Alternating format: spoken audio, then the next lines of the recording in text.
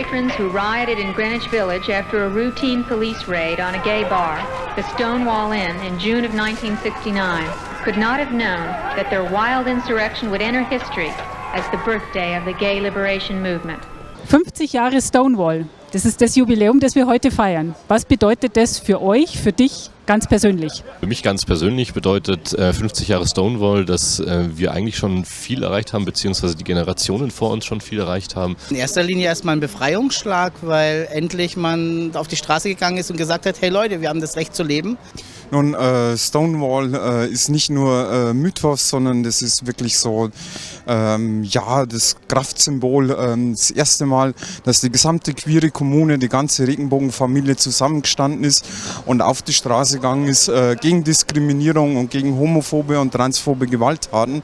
Es war, glaube ich, in dem Moment den Leuten gar nicht bewusst, was sie da losgetreten haben, als sie sich gegen die Razzien da gewehrt haben, gegen die Polizei eingetreten sind, erstmal aktiven Widerstand geleistet haben. Eine ganz große Geschichte, in die ich hineingewachsen bin sozusagen, was das schwule Leben angeht und in der ich heute sehr aktiv bin. Und das war auch für mich so ein Grund, dass ich hier, als ich dann 2005 das New York übernommen habe, diesen Jahrestag irgendwie immer zumindest versucht habe, in die Erinnerung der Leute zu bringen. Die New Yorker Polizei, die Cops dachten, sie machen eine ganz normale, gewöhnliche Razzia im Stonewall Inn, haben aber nicht bedacht, dass dieser Abend nicht mit den ganz üblichen, normalen Verhaftungen enden wird. Also Razzien gab es durchaus, genauso wie in Amerika.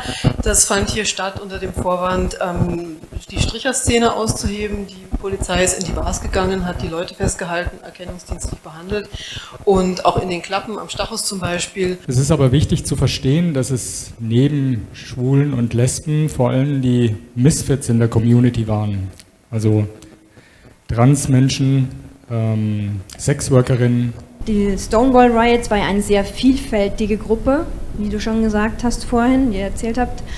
Das ist so ein bisschen auf dem Weg bis heute so ein bisschen verloren gegangen. Die ganzen Prides und CSDs waren dann immer ein bisschen schwul konnotiert und die restliche Community ist so ein bisschen verloren gegangen. Und das wäre wichtig, dass man uns wieder ins Boot holt, alle Leute, und dass man wirklich alles sichtbar macht. In den 70ern haben sich die Gruppen abgewechselt, da gab es auch viel Streit, muss man wirklich sagen, und es hat sich dann ein kleines Schwulenzentrum etabliert am Glockenbach, das war die berühmte Teestube, und die haben 1976 schon einen Spaziergang durch den Nymphenburger Park veranstaltet, als das bundesweite schwule Pfingsttreffen hier in München stattgefunden hat. Und 1979 waren dann die ersten Vorläufer-CDs in Bremen, Köln und in Berlin.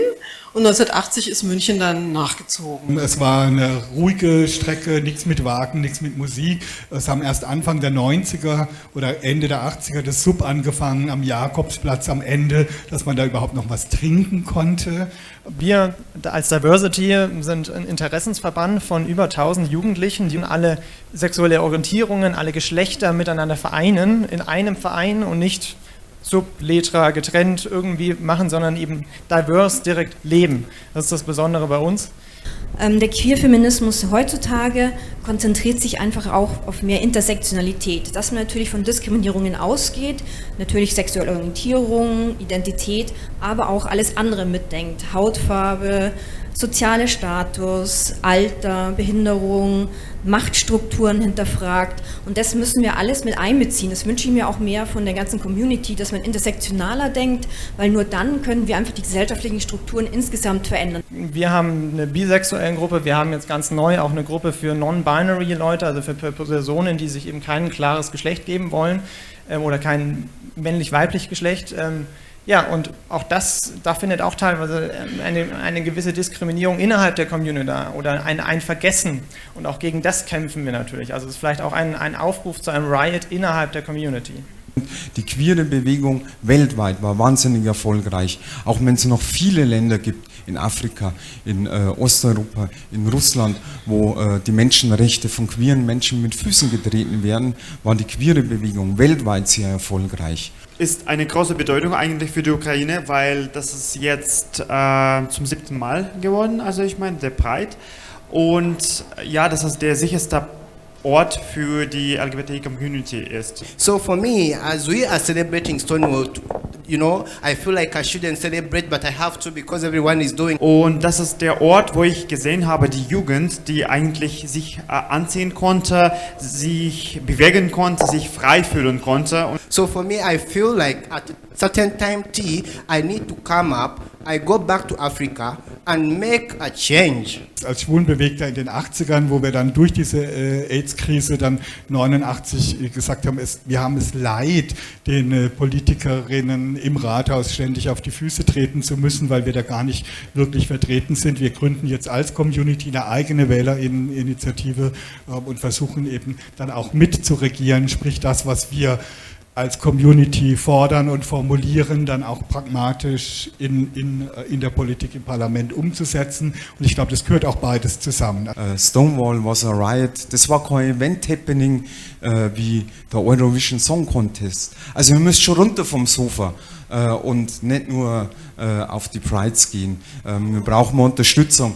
Geht es so eine CSU- und SPD-Politikerin, macht es ihnen die Hölle heiß, dass dieses transsexuellen Gesetz endlich wegkommt. Wir brauchen ein Gesetz zum selbstbestimmten Geschlechtseintrag. Da brauchen wir eine Unterstützung der ganzen Community. Also wir haben zwar schon viel gemacht, aber 50 Jahre oder 50 weitere Jahre, um wieder einen Schritt zu machen, ist, glaube ich, dann zu lange. Es muss jetzt schneller was passieren. Und hier in Bayern brauche ich im Bayerischen Landtag eure Unterstützung, damit wir in dieser Legislaturperiode als letztes Bundesland in Bayern, in Deutschland, endlich einen Aktionsplan für Akzeptanz und Vielfalt gegen Homophobie und Transphobie bekommen.